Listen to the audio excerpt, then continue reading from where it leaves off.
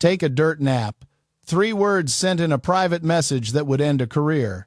When those words surfaced in 2021, they didn't just expose one celebrity's cruelty. They revealed a pattern of bullying that Hollywood had ignored for years.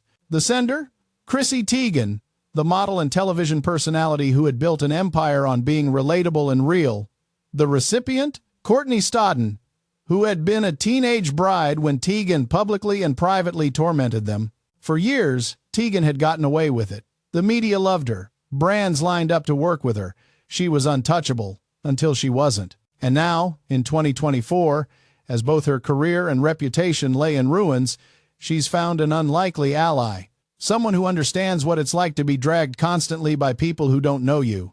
Someone who also claims to be a victim of media persecution while evidence suggests otherwise. Meghan Markle, the Duchess of Sussex, has made Chrissy Teigen her new best friend. What do these two women really want from each other? Join us as we uncover the most telling friendship in Hollywood, a union that reveals everything about fame, fall from grace, and the desperate scramble to stay relevant when the world has moved on. It all began quietly, unnoticed by most who follow celebrity culture. In late 2024, eagle-eyed observers noticed something peculiar. Chrissy Teigen had appeared on Meghan Markle's Netflix cooking show With Love, Meghan, in an episode that aired as part of the second series. The appearance seemed random at first. Teigen's star had faded dramatically since her cancellation 3 years earlier. She was hardly the A-list draw that would make sense for a show desperately trying to prove its cultural relevance. But then came the whispers from Montecito. Rob Shooter, a veteran entertainment reporter who runs The Scoop on Substack, broke the story in December 2024. In a piece titled Meghan Markle's Shock New Bestie, Mean Girl Chrissy Teigen, Shooter revealed what insiders had been noticing for months. The two women weren't just professional acquaintances, they had become genuinely close friends. Insiders tell Scoop that Meghan Markle has officially added Chrissy Teigen to her inner circle, Shooter wrote. The Duchess of Sussex and the outspoken model have grown shockingly close, bonding over motherhood, media pressure, and what one source calls being dragged constantly by people who don't know you. The revelation was stunning for those who had followed Meghan's pattern of cutting off friends at the first sign of scandal. Jessica Mulrooney, Meghan's supposed best friend and bridesmaid stylist, had been unceremoniously dumped in June 2020 after being accused of racist behavior toward black influencer Sasha Exeter. Meghan had maintained a relationship with Harvey Weinstein's wife, Georgina Chapman, even after the Me Too revelations, only distancing herself when the optics became too damaging. She had ditched childhood friends, college roommates, and former co-stars without apparent hesitation. Yet Chrissy Teigen, whose past was documented in her own tweets and direct messages, was welcomed with open arms. According to Shooter's sources, the pair have been spotted having private Montecito lunches and exchanging cheeky messages in celebrity mom chats. Another insider provided more details. They get each other. Chrissy is blunt, Meghan is honest, and neither of them trusts the media. The friendship was confirmed through multiple channels. People magazine, which has long served as an unofficial PR outlet for the Sussexes, ran favorable coverage. Sources close to both women began speaking on background to various outlets. And most tellingly, those in what remains of Meghan's inner circle began expressing concern. Chrissy's baggage is a PR minefield, one source warned in Shooter's report. But Meghan doesn't care. She chooses real people over perfect ones. That last quote was particularly revealing. It suggested that Meghan viewed Teigen's documented cruelty, her public bullying of a teenager, her vicious attacks on multiple women, as authenticity rather than abuse. It positioned both women as victims of a culture that demands perfection rather than perpetrators of genuine harm. Most importantly, it showed that Meghan had learned nothing from her own scandals about staffing treatment, media manipulation, and the gap between public persona and private behavior. But to understand why these two women found each other at this particular moment, we need to look back at who they were before their worlds collided. We need to examine the paths that led them both to Montecito lunches and mutual commiseration. We need to understand not just what they've become, but what they've always been. Chrissy Teigen was born Christine Diane Teigen on November 30, 1985, in Delta, Utah. Her father was of Norwegian descent, her mother Thai. She grew up between Washington State and California, discovered by a photographer while working at a surf shop in Huntington Beach. By the mid-2000s, she was modeling professionally, appearing in Sports Illustrated swimsuit issue, and eventually landing on the cover in 2014. But Teigen's real breakthrough wasn't her modeling. It was her personality, or rather, the personality she crafted for social media. On Twitter, she positioned herself as refreshingly honest, hilariously self-deprecating, willing to say what everyone was thinking. She live-tweeted award shows with snarky commentary. She shared seemingly unfiltered glimpses of her life. She built an army of devoted followers who saw her as one of us, just a regular person who happened to be famous and married to Grammy-winning artist John Legend. The marriage to Legend, which took place on September 14, 2013, in Lake Como, Italy, was crucial to Teigen's brand. Legend was respected, talented, genuinely accomplished. His success gave Teigen credibility by association. She became a fixture at high-profile events, interviewed on red carpets not about her own work but about her relationship and her Twitter feed. She published cookbooks. She became a co-host on the talk show Lip Sync Battle. She launched product lines. She was everywhere. Royal commentator Brittany from the Royal News Network noted the appeal Teigen held for aspiring celebrities in the early 2010s. Chrissy was at her peak. At her height, she had snared John Legend. She represented what a lot of women in Hollywood wanted: fame without having to have a particular talent, influence through personality rather than achievement. And that's exactly what attracted Meghan Markle. In the early 2010s, Meghan was struggling to break through in Hollywood. She'd landed a supporting role on the USA Network legal drama Suits in 2011, but it was cable television, not prestige. She was recognizable in certain circles, but not famous. She ran a lifestyle blog called The Tig, trying to position herself as an influencer before influencer culture had fully crystallized. She attended parties, networked relentlessly, and studied women like Teigen who had managed to turn personality into a career. "We forget that Meghan really looked up to Chrissy Teigen for a long time," Brittany explained. "She thought, I'm a deal or no deal girl too. I can achieve this too." The reference was to Meghan's brief stint as a briefcase model on the game show Deal or No Deal from 2006 to 2007, the same kind of modeling work Teigen had done before her breakthrough. For years, they existed in parallel universes.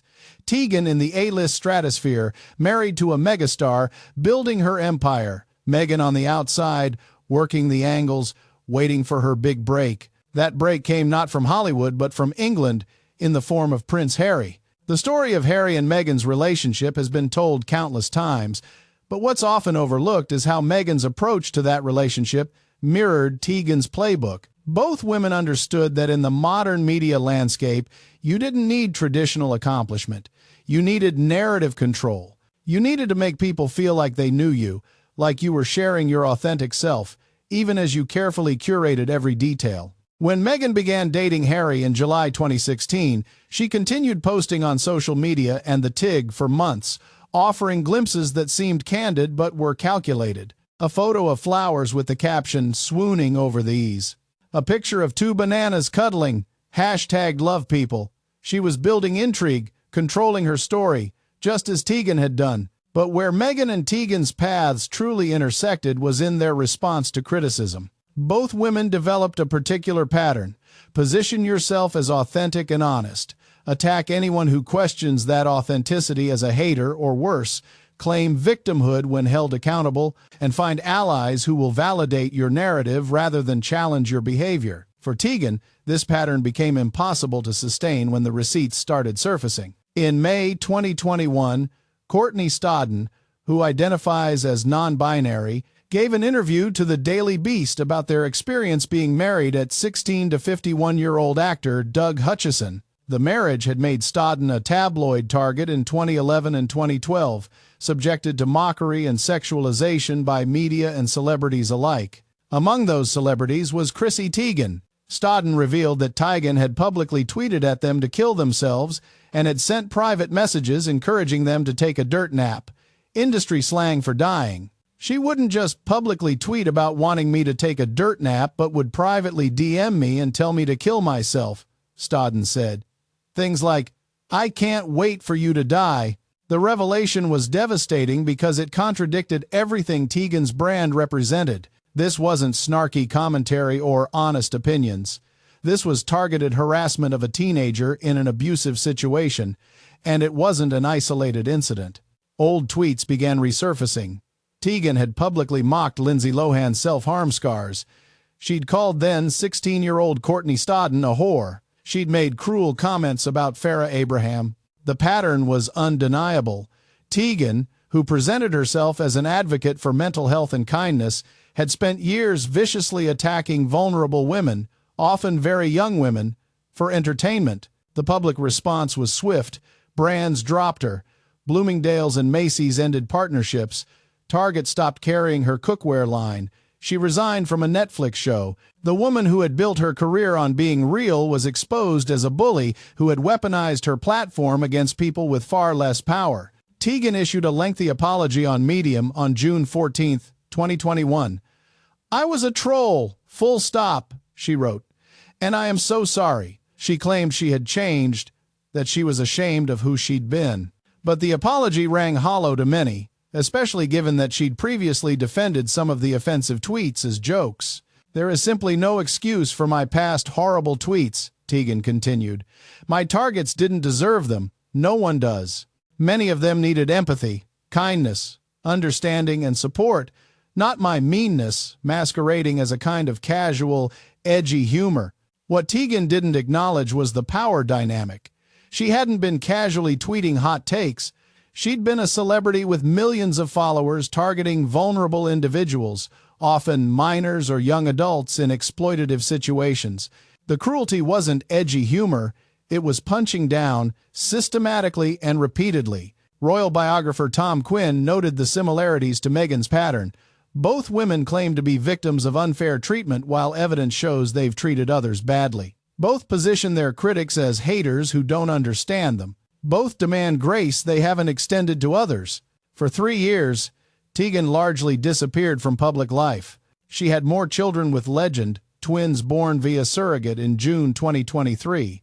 She posted occasionally on social media, sharing family moments and cooking content, but the major brand partnerships were gone. The cultural cachet had evaporated. She'd been canceled, and unlike some canceled celebrities who managed to rebuild, her rehabilitation stalled. By late 2024, Teigen was stuck in limbo, not famous enough to command the attention she once had, but too notorious to fade into comfortable obscurity. She needed allies. She needed someone who understood what it felt like to be, as she might put it, unfairly maligned by a media that refused to forgive. She found that someone in Meghan Markle, but was Meghan really the fellow victim Teigen saw her as? Let's take a closer look at the Duchess's own pattern of behavior and the accusations that have followed her from Hollywood to Kensington Palace to Montecito. The bullying allegations against Meghan Markle first surfaced publicly in March 2021, just days before her Oprah interview aired. The Times of London reported that Meghan had faced a bullying complaint made in October 2018 by Jason Kanoff, then Communications Secretary to the Duke and Duchess of Cambridge and the Duke and Duchess of Sussex. According to the Times, Kanoff's complaint alleged that Meghan had driven 2 personal assistants out of the household and was undermining the confidence of a third staff member. The report quoted unnamed sources describing Meghan's treatment of staff as totally unacceptable and claiming she was a bully.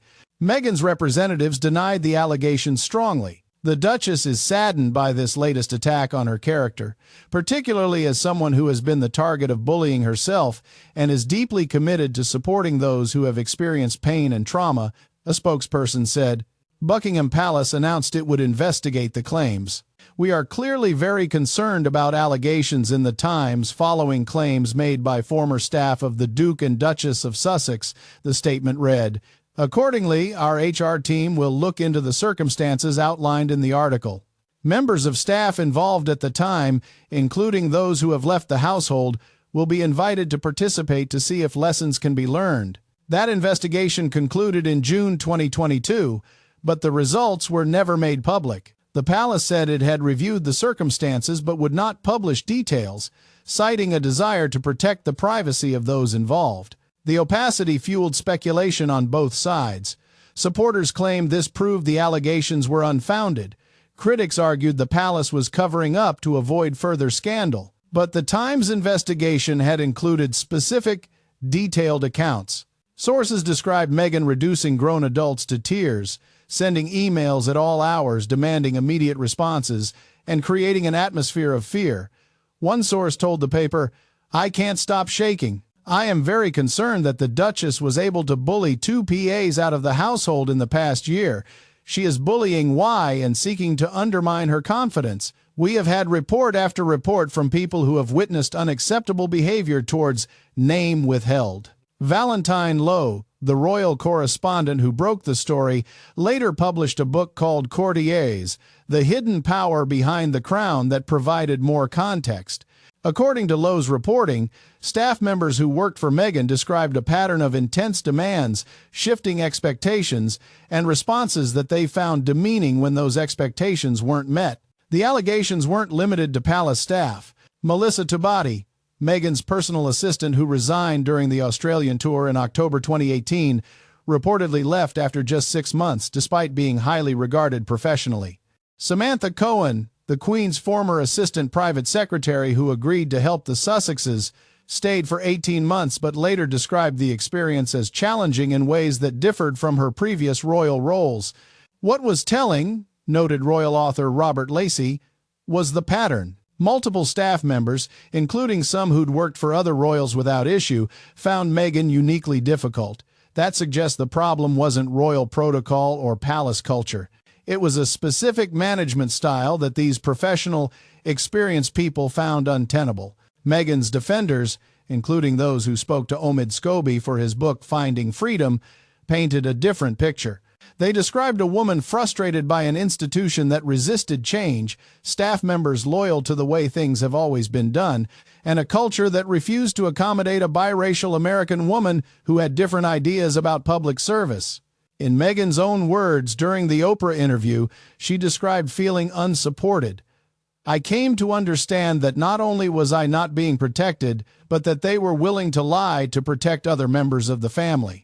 But they weren't willing to tell the truth to protect me and my husband." The tension between these narratives, bullying boss versus frustrated reformer, has never been resolved. What is clear is that Meghan's time as a working royal was marked by unprecedented staff turnover, and that multiple people who worked closely with her chose to leave their positions.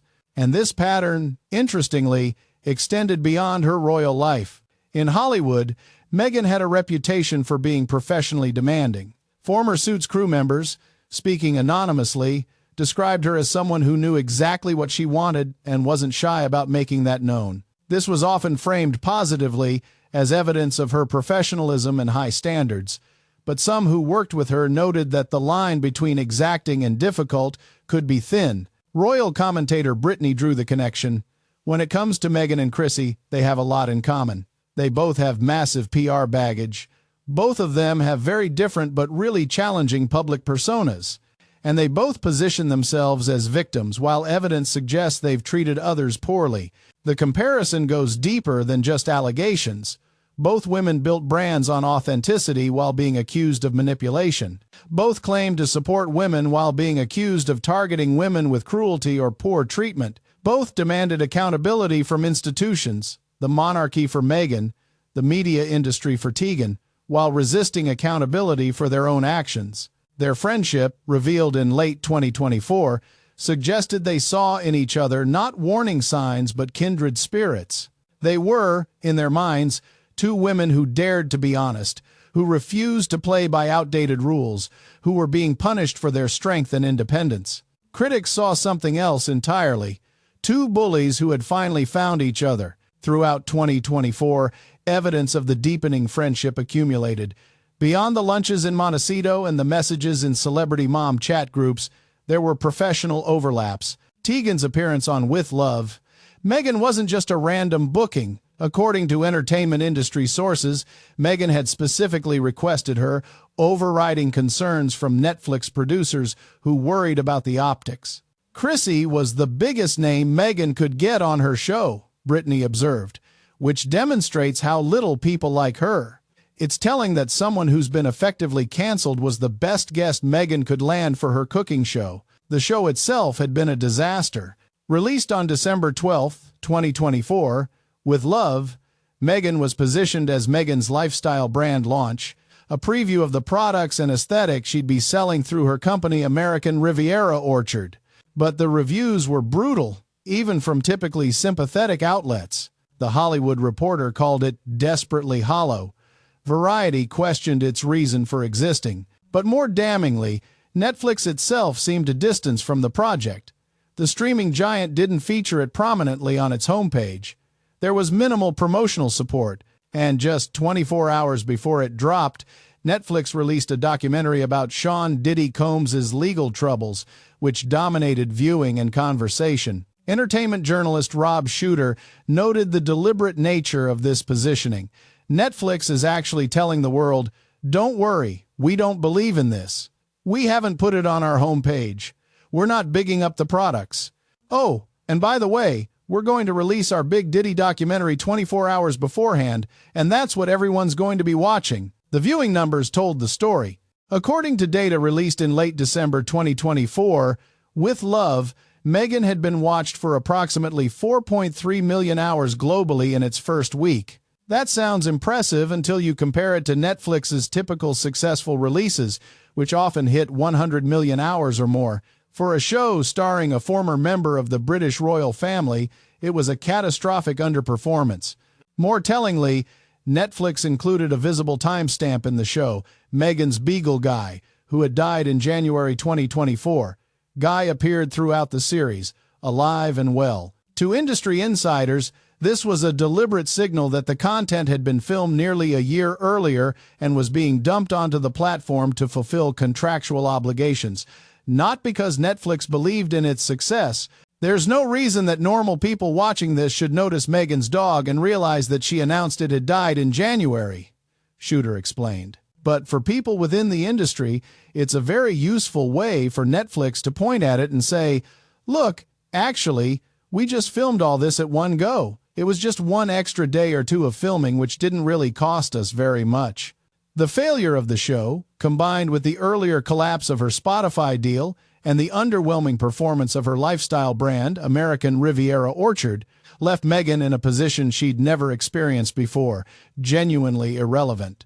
Not hated, not controversial, just unimportant to the cultural conversation. American Riviera Orchard, launched with great fanfare in March 2024, had become a punchline. The brand sold jam, reportedly for £14 per jar, available only through exclusive outlets like Soho House and Godmother's Bookstore in Summerland, California.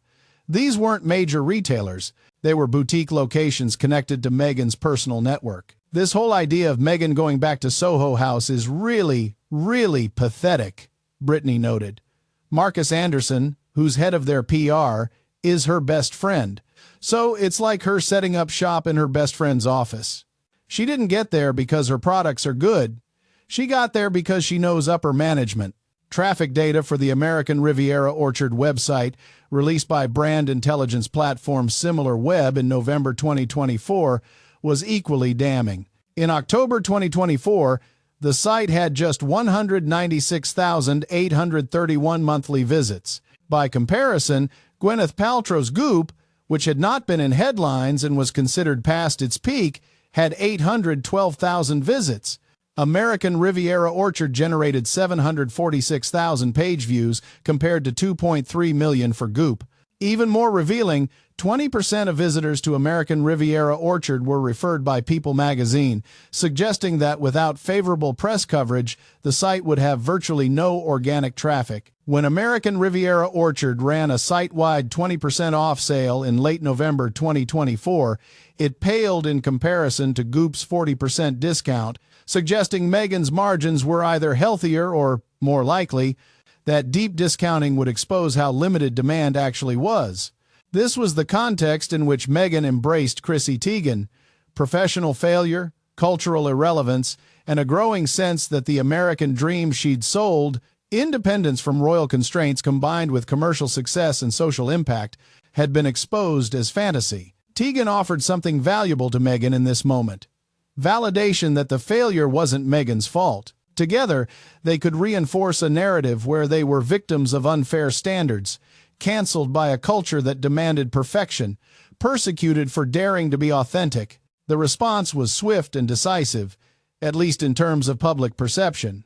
When news of the friendship broke in December 2024, reactions split along familiar lines. Meghan's remaining supporters saw it as evidence of her loyalty and refusal to abandon people simply because they'd been cancelled. "She chooses real people over perfect ones," they echoed, embracing the framing that Teigen's documented cruelty was somehow more real than treating vulnerable people with basic decency. Critics saw it as the final proof that Meghan had learned nothing from her own controversies. "Bullies unite" became a common refrain on social media. Royal commentator Brittany articulated what many were thinking. "When it comes to Meghan and Chrissy, bullies unite together." Alleged bullies, you could say. They both have massive PR baggage, and Meghan always needs somebody to grift off of. What made the friendship particularly striking was its contrast with Meghan's treatment of other friends who'd faced scandal. Jessica Mulroney, who had been closer to Meghan than perhaps anyone outside her family, was cut off entirely after being accused of threatening Sasha Exeter's career in June 2020. Mulroney had been Meghan's stylist, her confidant, her daughter's bridesmaid at the royal wedding. But when controversy hit, Meghan ghosted her completely. The difference, observers noted, was that Mulroney's scandal involved race, and Meghan had positioned herself as a champion of racial justice. Distancing from Mulroney served Meghan's brand. Teigen's scandal involved bullying and cruelty, things Meghan had been accused of herself. Embracing Teigen sent a different message: that these allegations were overblown, that the women facing them were victims, that cancel culture had gone too far. But the friendship also revealed something else about both women: their isolation. Teigen had lost most of her celebrity friends after the bullying revelations. Kim Kardashian, who'd been close, distanced herself.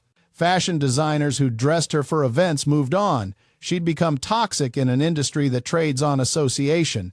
Meghan's isolation was different but equally profound. She'd cut herself off from her family, with the exception of her mother Doria. She'd left the royal family in acrimony. She'd distanced from or been distanced by former friends and colleagues. Even in Montecito, a community of wealthy celebrities, she and Harry seemed to exist apart. Rarely photographed with other power couples, rarely mentioned as part of the social scene. "Grifters unite," Brittany said, capturing the transactional nature of the friendship. "I'm sure they're using each other and can kind of lean on each other for both having massive public downfalls in many ways." Royal author Tom Quinn offered a more psychological analysis.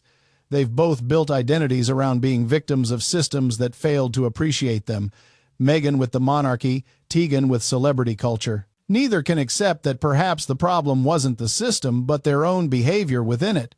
Finding each other allows them to reinforce that victim narrative rather than engage in genuine self-reflection." As 2024 drew to a close, both women faced uncertain futures.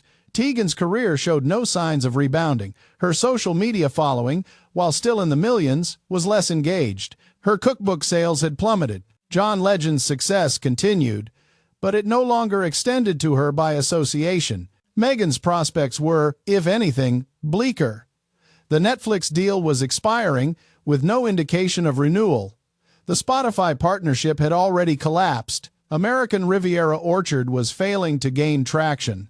And unlike Teigen, who could potentially rebuild through pure persistence, Meghan had burned the bridge that made her famous: the royal family. In early 2025, reports emerged that Prince William and Catherine would visit the United States in July for the 250th anniversary of American independence, while King Charles and Camilla were invited to Washington, D.C. for a state visit in April. Montecito-based Harry and Meghan were not on the guest list and wouldn't be invited to any celebrations. Obviously, the Duke and Duchess of Sussex aren't working royals, so they will not be invited to any celebrations, a source told the New York Post. Any invitation would have to come at the behest of the royal family themselves. The contrast was stark.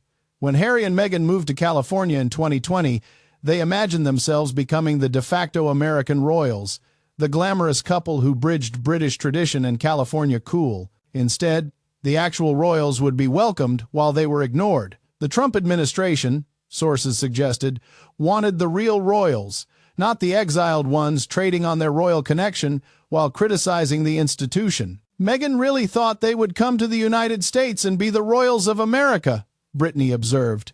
But of course, we have all firmly rejected that assertion. It was delusional for Harry and Meghan in the first place to even think that.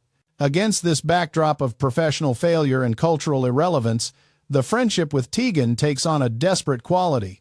These aren't two successful women choosing to support each other. These are two fallen stars clinging together, telling each other that the world is wrong about them, that history will vindicate them, that their authenticity matters more than their actions. Even in absence, their influence looms over certain conversations.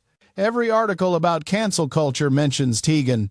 Every discussion of the monarchy's modernization includes Meghan. They remain reference points, cautionary tales, examples of how fame and influence can be squandered through a combination of poor judgment and unwillingness to accept accountability. Their voice lived on primarily in what they represented rather than what they produced. Teigen became shorthand for the danger of unfiltered social media presence, proof that just being honest doesn't excuse cruelty. Meghan became a case study in how wanting to change institutions isn't enough if you can't work within them, even temporarily, to build the credibility and relationships that enable change. Royal historian Hugo Vickers offered this assessment. Both women wanted to have things both ways. Teigen wanted to be cruel but beloved. Meghan wanted royal prestige without royal duty. When you demand that level of cognitive dissonance from the public, eventually the public stops playing along. The legacy question is complicated by the fact that both women's stories are ongoing. Teigen is still married to legend, still raising her children, still posting occasionally on social media. She could, theoretically, rebuild if she demonstrated genuine growth and sustained changed behavior. But her friendship with Meghan suggests she's more interested in validation than transformation. Meghan's legacy is even more complex. She did break barriers as the first biracial woman to marry into the modern British royal family. She did speak openly about mental health struggles and feeling unsupported. She did challenge certain protocols and traditions. But she also left after less than 2 years, monetized her grievances extensively, and showed little recognition of her own role in the conflicts she described. The tragedy, noted constitutional expert Vernon Bogdanor, is that Meghan could have been transformative. A biracial American actress bringing a different perspective to the monarchy could have been exactly what the institution needed to stay relevant. But it required patience, humility, and a willingness to learn from those with institutional knowledge. Meghan wanted revolution on her timeline, and when she didn't get it, she burned everything down. As for their friendship's legacy, it may ultimately be remembered as a perfect encapsulation of a particular moment in celebrity culture. Two women who built brands on authenticity were revealed to be less than their carefully crafted images suggested. Rather than accepting this and growing, they found each other and created an echo chamber where they could remain the heroes of their own stories. Royal biographer Penny Junor put it bluntly, "Birds of a feather flock together." When you're accused of bullying and you embrace someone else accused of bullying, when you claim to be a victim while treating others poorly and you befriend someone with the same pattern, you're telling us who you really are. We should listen. In Mauritius, far from Montecito and Manhattan, Chelsea Davy was building a quiet life. Harry's ex-girlfriend, the woman many believed was his true love, had married hotelier Sam Cutmore-Scott and had 2 children. In December 2024, she shared rare family photos showing a life of genuine contentment. Beach days with her kids, intimate family moments, the kind of privacy and normalcy that Harry once claimed to want. Chelsea really loved Harry for Harry, Brittany reflected. She was not attached to the title and the trappings of royalty. She loved him for him, and she was the one who got away, the person who royals are always searching for. Someone actually invested in you, not just the titles and influence you hold. The contrast between Chelsea's life and Meghan's was impossible to ignore. One woman had walked away from royal connections to build something genuine. The other had walked away from royal duties while desperately clinging to royal relevance. One was thriving in obscurity, the other was failing in the spotlight. She dodged a bullet, was how many characterized Chelsea's decision not to marry Harry. She really did dodge a bullet, and she's got true happiness now, and she's much better off without him. As 2025 began, Meghan Markle and Chrissy Teigen's friendship stood as a monument to a particular kind of modern delusion, the belief that narrative control matters more than actual behavior, that being real means never having to say, "You were genuinely wrong," that victimhood is a permanent status that excuses all sins. They have found in each other exactly what they were looking for, not accountability or growth, but affirmation and alliance. Two mean girls reunited, not to apologize to those they've hurt, but to comfort each other in their shared conviction that they were the ones who were wronged. The question now is whether anyone still cares, whether their alliance matters to a world that has largely moved on, whether two falling stars can stop their descent by holding on to each other, or whether they'll simply pull each other down faster. What do you think? Is this friendship proof that Meghan Markle hasn't learned from her controversies, or is she simply refusing to abandon someone who's been cancelled? Are these two women genuine victims of unrealistic standards, or are they bullies who finally found each other? And what does this alliance tell us about accountability, growth, and the difference between being real and being cruel? Share your thoughts in the comments below. And if you want to stay updated on all the latest royal developments and celebrity scandals, make sure to like this video and subscribe to our channel. The story of Meghan and Chrissy is far from over, and we'll be here to cover every lunch in Montecito, every failed product launch, every desperate attempt to reclaim relevance that once seemed so assured.